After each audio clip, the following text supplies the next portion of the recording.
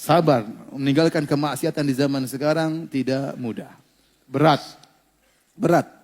Tapi kita perlu perjuangan agar kita bisa menghindarkan diri daripada kemaksiatan tersebut. Ada beberapa hal disebut oleh para ulama. Bagaimana agar kita bisa menghindarkan diri daripada maksiat. Ini berat, tapi kita harus hadapi.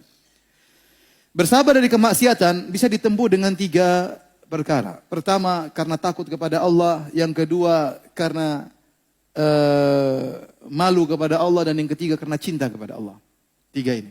Pertama karena takut, yang kedua karena malu, yang ketiga karena cinta. 3-tiganya bisa membuat kita menghindarkan maksiat. Yang pertama, kita meninggalkan maksiat takut kepada Allah. Jangan-jangan kita sedang bermaksiat tahu-tahu meninggal dunia. Betapa banyak orang meninggal dunia sedang berzina tahu-tahu Allah cabut nyawanya. Ya, betapa banyak orang sedang minum khamar, Allah cabut nyawanya. Ya. Betapa banyak orang sedang melihat film yang enggak benar, tahu-tahu Allah cabut nyawanya. Oleh karenanya kita tidak tahu kapan Allah mencabut nyawa kita. Tahu-tahu diberi serangan jantung, meninggal dalam kondisi bermaksiat, berarti kita meninggal su'ul khatimah, tanda yang buruk. Mungkin terbetik dalam benak kita akan bertobat, ya belum tentu. Apa kita meninggal tatkala sedang bertobat atau tatkala sedang bermaksiat kepada Allah Subhanahu wa taala? Waliyadzubillah.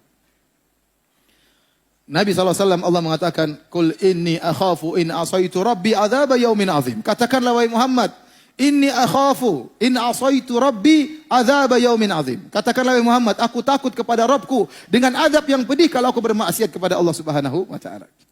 Maka seorang renungkan hal ini, agar dia meninggal maksiat. Ya. Jangan-jangan Allah kasih azab. Ya. Jangan-jangan Allah kasih azab kepada dia.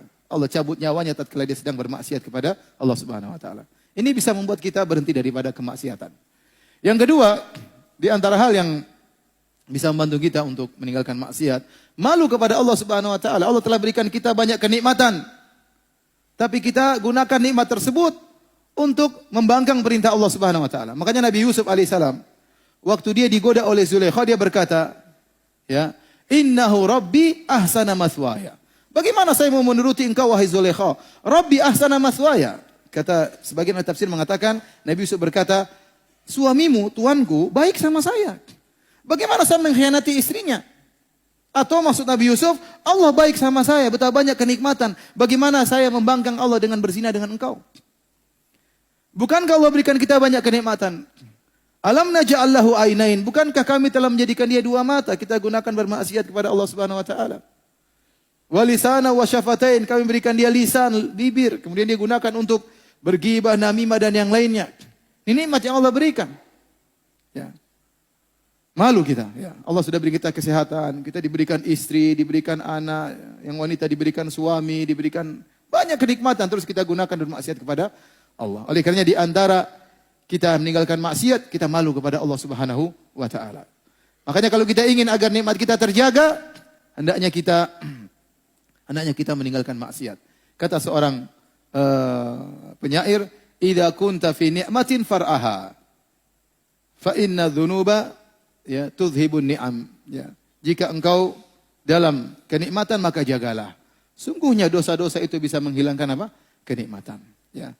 Istahyu minallahi haqqal haya.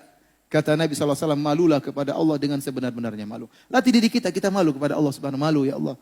Bagaimana kita maksiat, Allah kasih kita kenikmatan, kasih kita pandangan, kita kesehatan, terus kita membangkang, kita gunakan untuk bermaksiat kepada Allah Subhanahu wa taala. Ini yang kedua. Yang ketiga, di antara cara untuk meninggalkan maksiat, di antaranya kita meninggalkan maksiat karena cinta kepada Allah Subhanahu wa taala. Bagaimana bisa? Kita tahu kalau kita sudah mencintai seseorang, orang ini nyuruh apa saja kita akan kerjakan. Contoh kita cinta sama istri kita suruh apa saja kita kerjakan. Ya, selama mungkin kita lakukan, meskipun harus pergi ke Gunung Himalaya, pergi sendiri. Ikuti, kita akan ikut. Meskipun harus ke awan, kita ke awan kalau bisa. Ternyata nggak bisa kan. Intinya, istri suruh apa saja kalau kita cinta, kita mau. Ya.